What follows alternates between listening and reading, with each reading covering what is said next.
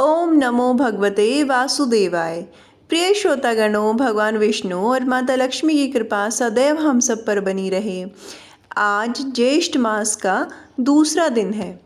आज की कथा में हम सुनेंगे श्री कृष्ण भगवान और सांब का संवाद तथा भगवान सूर्य नारायण की पूजन विधि।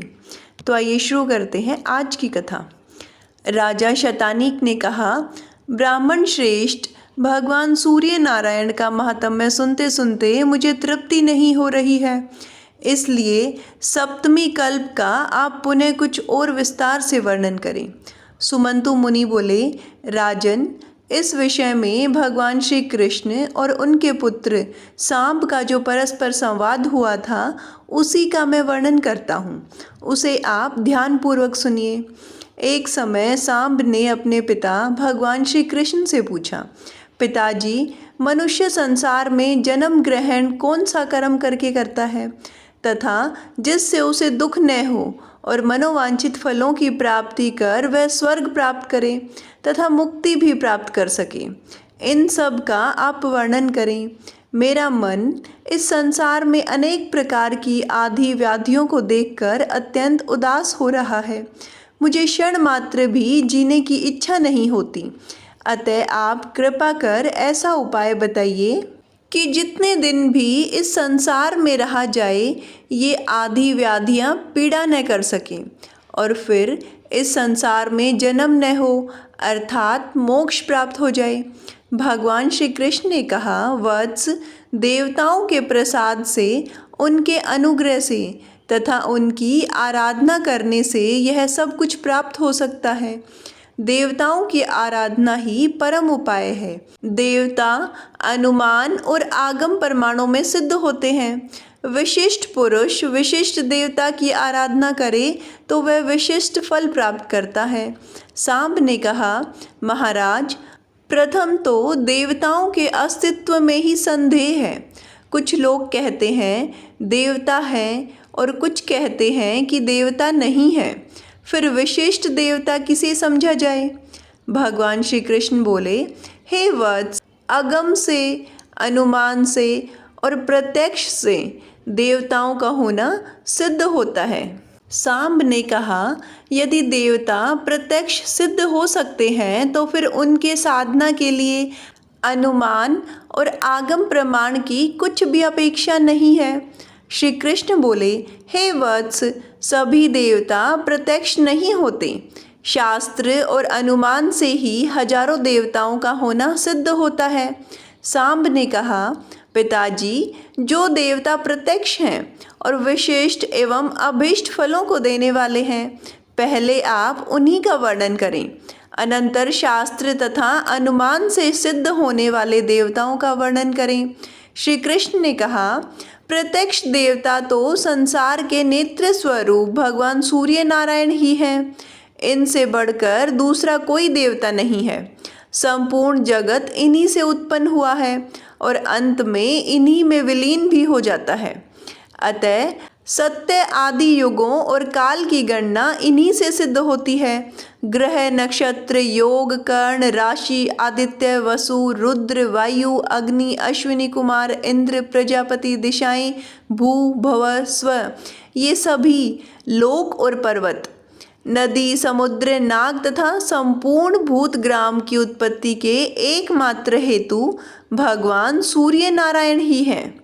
यह संपूर्ण चराचर जगत इनकी ही इच्छा से उत्पन्न हुआ है और इनकी ही इच्छा से स्थित है और सभी इनकी ही इच्छा से अपने अपने व्यवहार में प्रवृत्त होते हैं। इन्हीं के अनुग्रह से यह सारा संसार प्रयत्नशील दिखाई देता है।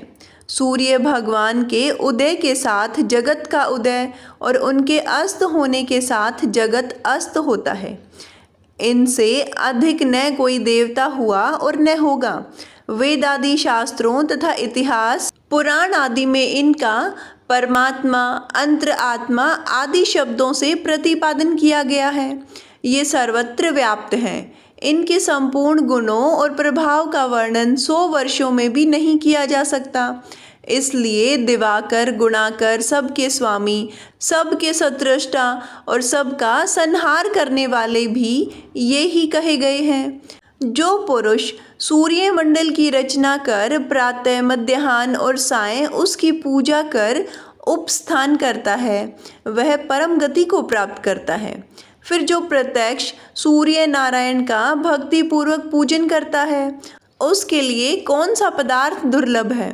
जो अपनी अंतरात्मा में ही मंडलस्थ भगवान सूर्य को अपनी बुद्धि द्वारा निश्चित कर लेता है तथा ऐसा समझकर वह इसका ध्यान पूर्वक पूजन, हवन एवं जप करता है, वह सभी कामनाओं को प्राप्त करता है और अंत में इनके लोक को प्राप्त होता है। इसलिए हे पुत्र, यदि तुम संसार में सुख चाहते हो और भक्ति तथा मुक्ति की इच्छा रखते हो तो विधि पूर्वक प्रत्यक्ष देवता भगवान सूर्य की तन्मयता से आराधना करो। इससे तुम्हें आध्यात्मिक, आदि दैविक तथा आदि भौतिक कोई भी दुख नहीं होगा। जो सूर्य भगवान की शरण में जाते हैं उनको किसी प्रकार का भय नहीं होता और उन्हें इस लोक तथा परलोक में शाश्वत सुख प्राप्त होता है। स्वयं मैंने भगवान सूर्य की बहुत काल तक यथाविधि आराधना की है और उन्हीं की कृपा से यह दिव्य ज्ञान मुझे प्राप्त हुआ है। इससे बढ़कर मनुष्यों के हित का और कोई उपाय नहीं है। भगवान श्री कृष्ण ने कहा, सांब, अब हम सूर्य नारायण के पूजन का विधान बताते हैं, जिसके करने से संपूर्ण पाप और विघ्न नष्ट हो जाते हैं तथा सभी मनोरथों की सिद्धि होती है और पुण्य भी प्राप्त होता है।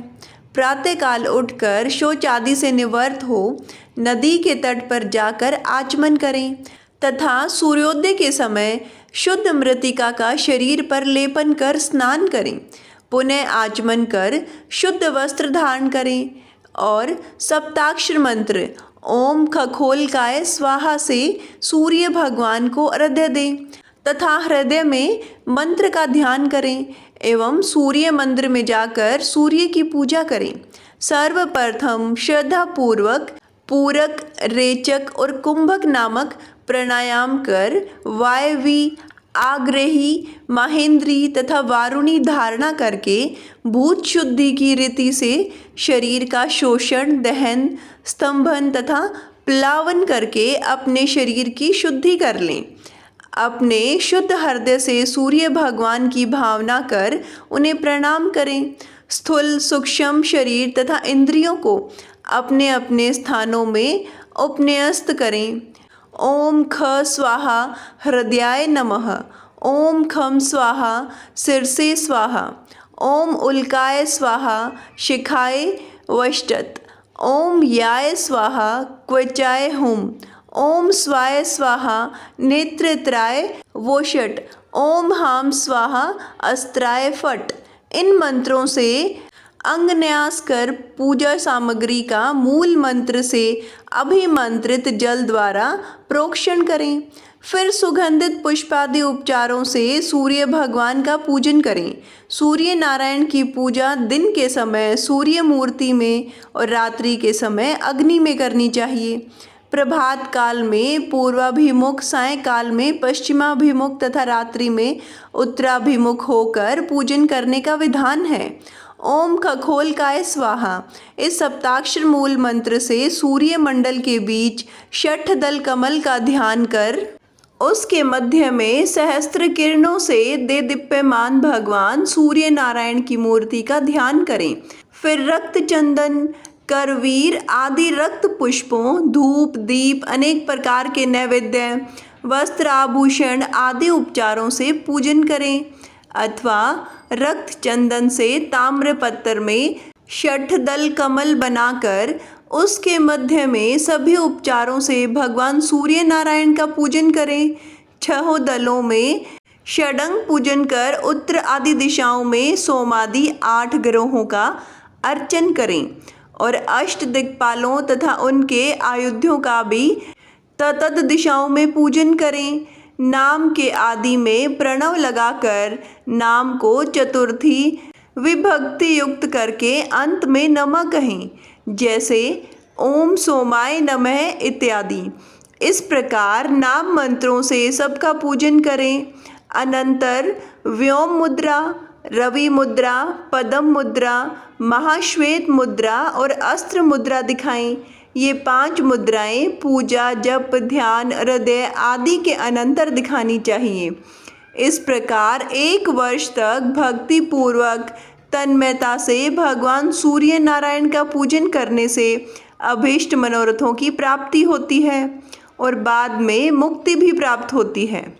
इस विधि से पूजन करने पर रोगी रोग से मुक्त हो जाता है, धनहीन धन प्राप्त करता है, राज्य भ्रष्ट को राज्य मिल जाता है तथा पुत्रहीन पुत्र प्राप्त करता है। सूर्य नारायण का पूजन करने वाला पुरुष प्रज्ञा, मेधा तथा सभी समृद्धियों से संपन्न होता हुआ चिरंजीवी होता है। इस विधि से पूजन करने पर कन्या को उत्तम वर की, कुरूप स्त्री को उत्तम सौभाग्य की तथा विद्यार्थी को सद्विद्या की प्राप्ति होती है। ऐसा सूर्य नारायण भगवान ने स्वयं अपने मुख से कहा है। इस प्रकार सूर्य भगवान का पूजन करने से धन, धान्य, संतान, पशु आदि की नित्य अभिवृद्धि होती है। मनुष्य निष्काम हो जाता है तथा अंत में उसे सद्गति प्राप्त होती है। भगवान श्री कृष्ण ने कहा, सांब, अब मैं सूर्य के विशिष्ट अवसरों पर होने वाले व्रत, उत्सव एवं पूजन की विधियों का वर्णन करता हूँ। उन्हें ध्यान पूर्वक सुनो। किसी मास के शुक्ल पक्ष की सप्तमी, ग्रहण या संक्रांति के 1 दिन पूर्व एक बार खीर का भोजन कर सायंकाल के समय भली भांति आचमन आदि करके अरुण देव को प्रणाम करना चाहिए तथा सभी इंद्रियों को संयत कर भगवान सूर्य का ध्यान कर रात्रि में जमीन पर कुश की शैया पर शयन करना चाहिए। दूसरे दिन प्रातःकाल उठकर विधि पूर्वक स्नान संपन्न करके संध्या करें तथा ओम खगोलकाय स्वाहा का जाप एवं सूर्य भगवान की पूजा करें। अग्नि को सूर्य ताप के रूप में समझकर वेदी बनाएं और संक्षेप में हवन तथा तर्पण करें। गायत्री मंत्र से प्रोक्षण कर पूर्वाग्रह और उत्तराग्रह कुशा बिछाएं। अनंतर सभी पात्रों का शोधन कर दो। कुशाओं की प्रादेश मात्र की एक पवित्री बनाएं। उस पवित्री से सभी वस्तुओं का प्रोक्षण करें। घी को अग्नि पर रखकर पिघला लें। उत्तर की ओर पात्र में उसे रख दें। अनंतर जलते हुए उल्का मुख में प्रयग्रीकरण करते हुए घृत का 3 बार उत्प्लवन करें। शत्रुआ आदि का कुशों के द्वारा परिमार्जन और संप्रेक्षण करके अग्नि में सूर्य देव की पूजा करें और दाहिने हाथ में शत्रुआ ग्रहण कर मूल मंत्र से हवन करें। मनोयोग पूर्वक मौन धारण कर सभी क्रियाएं संपन्न करनी चाहिए। पूर्ण आहुति के पश्चात तर्पण करें। अनंतर ब्राह्मणों को उत्तम भोजन कराना चाहिए और यथाशक्ति उनको दक्षिणा भी देनी चाहिए। ऐसा करने से मनोवांछित फल की प्राप्ति होती है। माघ मास की सप्तमी को वरुण नामक सूर्य की पूजा करें। इसी प्रकार कर्मशः फागुन में सूर्य, चैत्र में वैशाख, वैशाख में धाता, ज्येष्ठ में इंद्र, आषाढ़ में रवि, श्रावण में नभ, भाद्रपद में यम, अश्विन में पर्जन्य, कार्तिक में त्वष्टा, मार्गशीर्ष में मित्र तथा पौष मास में विष्णु नामक सूर्य का अर्चन करें। इस विधि से 12 मास में अलग अलग नामों से भगवान सूर्य की पूजा करनी चाहिए। इस प्रकार श्रद्धा भक्ति पूर्वक एक दिन पूजा करने से वर्ष पर्यंत की गई पूजा का फल प्राप्त हो जाता है। इस विधि से 1 वर्ष तक व्रत का रत्न जड़ित सुवर्ण का एक रथ बनाएं और उसमें 7 घोड़े बनवाएं। रथ के मध्य में सोने के कमल के ऊपर रत्नों के आभूषणों से अलंकृत सूर्य नारायण की सोने की मूर्ति स्थापित करें। रथ के आगे उनके सारथी को बैठाएं। अनंतर 12 ब्राह्मणों में 12 महीनों के सूर्यों की भावना एक 13वें मुख्य आचार्य को साक्षात सूर्य नारायण समझकर उनकी पूजा करें तथा उन्हें रथ, छत्र, भूमि, गो आदि समर्पित करें। इसी प्रकार रत्नों के आभूषण, वस्त्र, दक्षिणा और एक एक घोड़ा उन 12 ब्राह्मणों को दे तथा हाथ जोड़कर यह प्रार्थना करें, ब्राह्मण देवताओं, इस सूर्य व्रत के उद्यापन करने के बाद यदि असमर्थतावश कभी सूर्य व्रत न कर सकूं तो मुझे दोष न हो। ब्राह्मणों के साथ आचार्य भी एवं स्तु ऐसा कहकर यजमान को आशीर्वाद दें और कहें, सूर्य भगवान तुम पर प्रसन्न हो। जिस मनोरथ की पूर्ति के लिए तुमने यह व्रत किया है और भगवान सूर्य की पूजा की है, वह तुम्हारा मनोरथ सिद्ध हो जाओ और भगवान सूर्य उसे पूरा करें। अब व्रत न करने पर भी तुमको दोष नहीं होगा। इस प्रकार आशीर्वाद प्राप्त कर दीनों, अंधों तथा अनाथों को यथाशक्ति भोजन कराएं और ब्राह्मणों को भोजन कराकर दक्षिणा देकर व्रत की समाप्ति करें। जो मनुष्य इस सप्तमी व्रत को 1 वर्ष तक करता है, वह 100 योजन लंबे चौड़े देश का धार्मिक राजा होता है और इस व्रत के फल से 100 वर्षों से भी अधिक निष्कंटक राज्य करता है। जो स्त्री इस व्रत को करती है वह राजपत्नी होती है। निर्धन व्यक्ति इस व्रत को यथाविधि संपन्न कर बतलाई हुई विधि के अनुसार तांबे का रथ ब्राह्मण को देता है तो वह 80 योजन लंबा चौड़ा राज्य प्राप्त करता है। इसी प्रकार आटे का रथ बनाकर दान करने वाला 60 योजन विस्तृत राज्य प्राप्त करता है तथा वह चिरायु, निरोग और सुखी रहता है। इस व्रत को करने से पुरुष 1 कल्प तक सूर्यलोक में निवास करने के पश्चात राजा होता है। यदि कोई व्यक्ति भगवान सूर्य की मानसिक आराधना भी करता है तो वह भी समस्त आदि व्याधियों से रहित होकर सुखपूर्वक जीवन व्यतीत करता है। जिस प्रकार भगवान सूर्य को कोहरा स्पर्श नहीं कर पाता, उसी प्रकार मानसिक पूजा करने वाले साधक को किसी प्रकार की आपत्तियां स्पर्श नहीं कर पाती। यदि किसी ने मंत्रों के द्वारा भक्ति पूर्वक विधि विधान से व्रत संपन्न करते हुए भगवान सूर्य नारायण की आराधना की तो फिर उसके विषय में क्या कहना। इसलिए अपने कल्याण के लिए भगवान सूर्य की पूजा अवश्य करनी चाहिए। तब श्री कृष्ण कहते हैं, पुत्र सांब, सूर्य नारायण ने इस विधि विधान को स्वयं अपने मुख से कहा था।